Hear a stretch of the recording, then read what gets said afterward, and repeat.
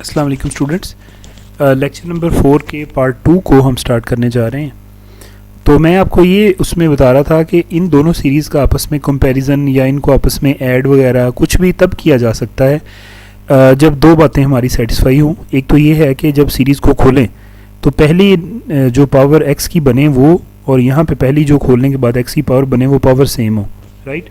अब आप इसको चेक करना होगा तो आप n इज़ इक्वल टू 1 ज़रा इसमें पुट करके देखें तो x की पावर 1 माइनस 1 यानी x की पावर 0 बनेगी।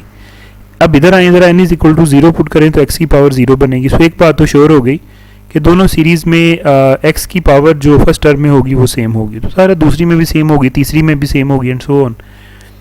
अगली बात, अब इन इंडिसेस को सेम करना ज़रूरी है। जैसा कि यहाँ पे समेशन का इंडेक्स 1 से इन्फिनिटी है, यहाँ पे 0 से इन्फिनिटी है, तो जो समेशन के इंडिसेस हैं ना उनको सेम करना जो है वो हमारा बहुत ज़्यादा ज़रूरी है।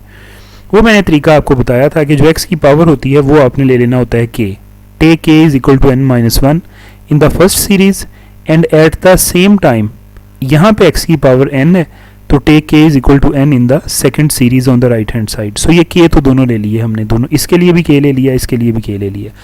अब सवाल ये पैदा होता है कि ये तो n इज़ इक्वल टू 1 से शुरू हो रही है, सो इस सीरीज़ के लिए k की वैल्यू क्या होगी?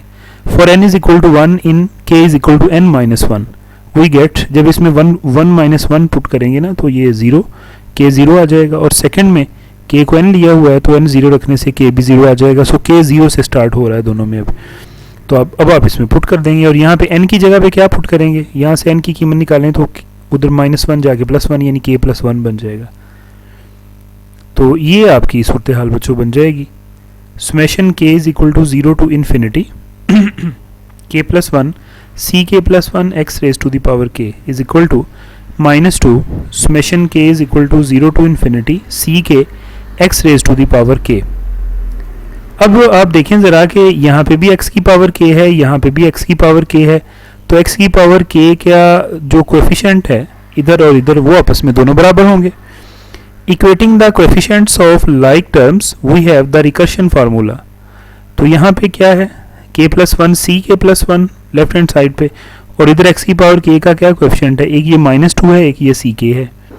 सो -2 ck, ज़रा मैं इसको रीअरेंज कर लूँ तो k +1 इधर मल्टीप्लाई हो रहा है तो उधर जाके वो डिवाइड हो जाएगा। सो ck +1 आ जाएगा -2 डिवाइडेड बाई k +1 ck। याद रहे कि जैसा कि आपको पता है कि k की वैल्यू 0 होगी, फिर 1 होगी, फिर 2 होगी, एंड सो ऑन।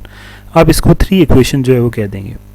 अब k की वैल्यू अगर आपने 0 इसमें पुट करनी है तो c1 जो है ये क्या बन जाएगा, ये बन जाएगा -2 ओवर 0 + 1 यानी 1 और c0, तो c1 आ गया -2 c0। इसी तरीके से इस इक्वेशन में अगर आप k की वैल्यू 1 पुट करते हैं तो ज़ाहिर है c2 की वैल्यू निकलेगी, वो बन गई -2/2 c1। अब c1 के ऊपर हमने ये वाली निकाल ली है, वो आप इसमें दर्ज कर दें तो 2 c0 इसकी कीमत आ गई। जब k इज़ इक्वल टू 2 हमने उसी रिकर्शन फार्मूले के अंदर पुट किया तो c3 की वैल्यू बनी -2/3 c2। अब c2 की जो ऊपर निकाली हुई कीमत है उसको अगर आप यहाँ पे दर्ज करेंगे तो -2/3 2 c0, राइट। अब ये आ जाएगा, मल्टीप्लाई करने से ये बन जाएगा -4/3 c0 एंड सो ऑन। तो आपने देखा कि जो सारे के सारे ये जो कांस्टेंट cn या जो ck हैं ये c0 की शक्ल में जो है वो आ रहे हैं, तो लिहाजा सोल्यूशन को हम जनरलाइज कर सकते हैं। And so the solution of the given equation becomes summation y is equal to summation n is equal to 0 to infinity cn x raise to the power n। General जो आपके पास form है power series की वो यही वाली है ना, जो सोल्यूशन जिसकी शक्ल में हमने निकालना है। इसको अगर आप समेशन को खोलें ज़रा अकेली टर्म के लिए तो n इज़ इक्वल टू 0 के लिए ये बन जाएगी c0 x raise to the power 0 जो कि 1 हो जाएगा, यानी अकेला c0 रह जाएगा। फिर प्लस की साइन के साथ n इज़ इक्वल टू 1 जब आप पुट करेंगे तो ये c1 x raise to the power 1 and so on. अब वो c1 c2 c3 जो ऊपर आपने कीमतें निकाली हैं वो यहाँ पे आप दर्ज करेंगे तो ये बन जाएगा c0 -2 c0 x plus 2 c0 x square -4/3 c0 x cube plus so on, right. या अगर आप इसमें से y is equal to c0 अंदर कॉमन ले लें तो 1 plus -2x plus -2x square over 2 factorial and so on. Factorial की नोटेशन में ऐसे भी इसको लिखा जा सकता है। एक्चुअली अब ये जो मैंने इस फॉर्म में लिखने का मकसद क्या है कि ये मैक्लॉरन सीरीज़ है e raise to the power -2x की, ये जो अंदर आपको नज़र आ रही है, यानी 1 प्लस -2x प्लस -2x के root 2 factorial plus so on. ये मैक्लॉरन सीरीज़ है और इसका इंटरवल ऑफ कन्वर्जेंस जो है वो -∞ टू इन्फिनिटी है। लिहाजा सोल्यूशन को हम यूँ भी लिख सकते हैं y is equal to c0, और अंदर वाली जैसे मैंने आपको बताया है कि e raise to the power -2x के बराबर है, तो e raise to the power -2x जो है वो यहाँ पे हो गया।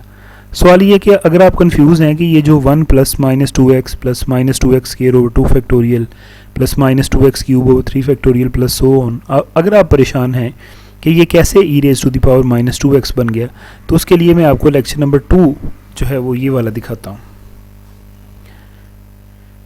ये बच्चों मैंने आपको दिया था लेक्चर नंबर 2, और उसमें मैंने आपको ये कुछ मैक्लॉरन सीरीज़ उसमें बताई थी उस लेक्चर में।